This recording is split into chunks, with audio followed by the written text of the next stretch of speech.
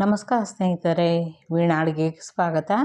ಹಬ್ಬಕ್ಕೆ 1 ಕಪ್ ಕಡಲೆ ಹಿಟ್ಟಿಂದ ತುಂಬ ಸುಲಭವಾಗಿ ತುಂಬ ಟೇಸ್ಟಿಯಾಗಿರುವಂಥ ಮಿಲ್ಕ್ ಮೈಸೂರು ಪಾಕನ್ನ ಮಾಡ್ಕೋಬೋದು. ಹೊಸ್ದಾಗಿ ಕಲಿಯೋರು ಸಹ ತುಂಬ ಸಿಂಪಲ್ಲಾಗಿ ಬಾಯಲ್ಲಿಟ್ಟರೆ ಹಾಗೆ ಕರಗೋಗುವಂಥ ಮೈಸೂರು ಪಾಕು ಹೇಗೆ ಮಾಡೋದು ಅಂತ ನೋಡ್ಕೊಳ್ಳೋಣ ಬನ್ನಿ.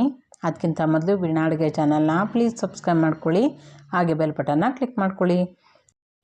ಮಿಲ್ಕ್ ಮೈಸೂರು ಪಾಕ್ ಮಾಡೋದಕ್ಕೆ ಮೊದಲು ಗ್ಯಾಸ್ ಆನ್ ಮಾಡಿ ಒಂದು ಪ್ಯಾನಲ್ಲಿ ಒಂದು ಚಿಕ್ಕ ಲೋಟದಲ್ಲಿ ನಾನಿಲ್ಲಿ ಈ ಕಪ್ ಅಳತೆನಲ್ಲಿ ಮೈಸೂರು ಪಾಕನ್ನ ಮಾಡ್ತಾಯಿದ್ದೀನಿ. ಯಾವುದಾದ್ರೂ ಒಂದು ಲೋಟ ಬಟ್ಲು ಅಳತೆ ತೊಗೊಳ್ಳಿ ಸ್ನೇಹಿತರೆ. ಇದನ್ನು ಕಡಲೆ ಹಿಟ್ಟನ್ನು ಸ್ವಲ್ಪ ಡ್ರೈ ರೋಸ್ಟ್ನ ಮಾಡ್ಕೋಬೇಕು, ತುಂಬ ಫ್ಲೇಮ್ ಮಾಡ್ಕೋಬಾರ್ದು, ಹಾಗೆ ಸೀದೋಗೋದ ರೀತಿ ಮಾಡ್ಕೋಬಾರ್ದು. ಸ್ವಲ್ಪ ಬೆಚ್ಚಗೆ ಇದನ್ನು ಹುರ್ಕೋಬೇಕಾಗತ್ತೆ. ಹಸಿ ವಾಸನೆ ಎಲ್ಲ ಹೋಗೋವರೆಗೂ ಇದನ್ನು 1 ನಿಮಿಷ ಕಾಲ ಹಾಗೆ ಕೈ ಆಡಿಸ್ಕೊಳ್ತಾ ಇರಬೇಕು. ಕಡಲೆ ಹಿಟ್ಟನ್ನು ಚೆನ್ನಾಗಿ ಹುರಿದಾದ್ಮೇಲೆ ತೆಗೆದಿಟ್ಕೊಂಡ್ಬಿಡೋಣ.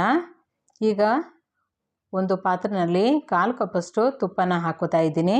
ತುಪ್ಪ ಚೆನ್ನಾಗಿ ಕರಗಿ ಸ್ವಲ್ಪ ಬಿಸಿ ಆಗಬೇಕು. ತುಪ್ಪ ಬೇಡ ಅಂತ ಅನ್ನೋರು ಎಣ್ಣೆನ ಬಳಸ್ಬೋದು.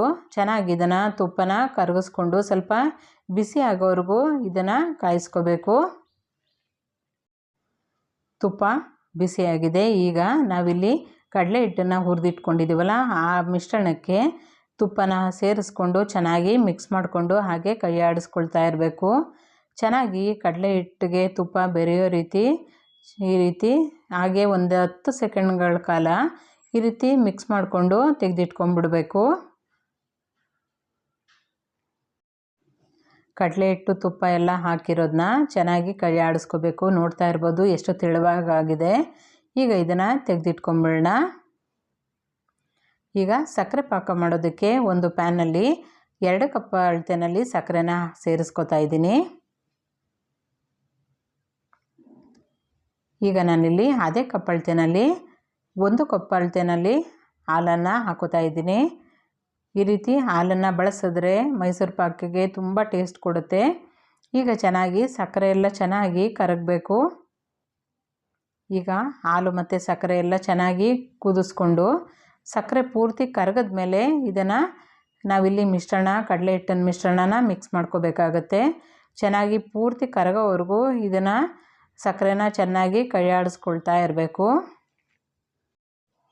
ಈಗ ಸಕ್ಕರೆ ಪೂರ್ತಿ ಚೆನ್ನಾಗಿ ಕರಗಿದೆ. ಈಗ ನಾವಿಲ್ಲಿ ಕಡಲೆ ಹಿಟ್ಟಿನ ತುಪ್ಪದ ಮಿಶ್ರಣನ ಹಾಕೊಳ್ಳೋಣ. ಸ್ವಲ್ಪ ಸ್ವಲ್ಪನೇ ಹಾಕ್ಕೊಂಡು ಚೆನ್ನಾಗಿ ಮಿಕ್ಸ್ ಮಾಡ್ಕೋಬೇಕು. ಈಗ ಉರಿನ ಸ್ವಲ್ಪ ಕಡಿಮೆ ಇಟ್ಕೋಬೇಕಾಗತ್ತೆ, ತುಂಬ ಫ್ಲೇಮ್ನ ಮಾಡ್ಕೋಬಾರ್ದು.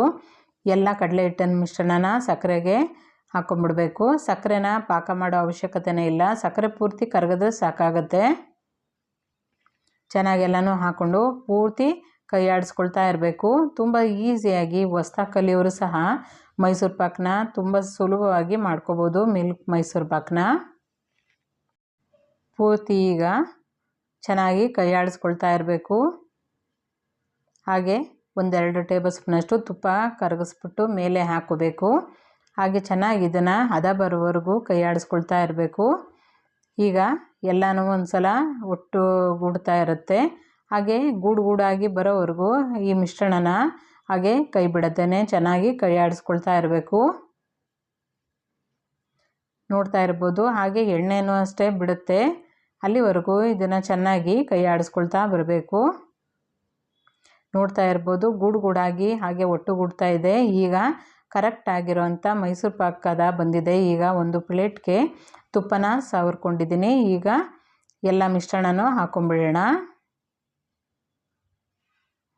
ಹಾಗೆ ಎಲ್ಲನೂ ಒಂದು ಸಮ ಮಾಡ್ಕೊಂಬಿಡಬೇಕು. ಸ್ವಲ್ಪ ಬೆಚ್ಚಗಿರುವಾಗಲೇ ಇದನ್ನು ಕಟ್ ಮಾಡ್ಕೊಂಬಿಡಬೇಕು. ನಿಮಗೆ ಯಾವ ಶೇಪ್ ಬೇಕು ಆ ಶೇಪ್ನಲ್ಲಿ ಕಟ್ ಮಾಡ್ಕೋಬೋದು. ನಾನಿಲ್ಲಿ ಸ್ಕ್ವೇರ್ ಶೇಪ್ನಲ್ಲಿ ಕಟ್ ಮಾಡ್ತಾಯಿದ್ದೀನಿ. ತುಂಬ ಸುಲಭವಾಗಿ 1 ಕಪ್ ಕಡಲೆ ಹಿಟ್ಟು ಬಳಸ್ಕೊಂಡು ತುಂಬ ಈಸಿಯಾಗಿ ಮಾಡ್ಕೋಬೋದು. ಹೊಸ್ದಾಗಿ ಕಲಿಯೋರು ಸಹ ತುಂಬ ಈಸಿಯಾಗಿ ಮೈಸೂರು ಪಾಕನ್ನ ಮಾಡ್ಕೋಬೋದು.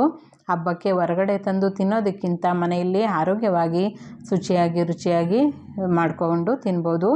ಒಂದು ಸಲ ಈ ವಿಧಾನದಲ್ಲಿ ಮಿಲ್ಕ್ ಮೈಸೂರು ಪಾಕನ್ನ ಒಂದು ಸಲ ಟ್ರೈ ಮಾಡಿ ಸ್ನೇಹಿತರೆ. ಈ ರೆಸಿಪಿ ಇಷ್ಟ ಆಗಿದರೆ ಲೈಕ್ ಮಾಡಿ, ಶೇರ್ ಮಾಡಿ, ಕಮೆಂಟ್ ಮಾಡಿ.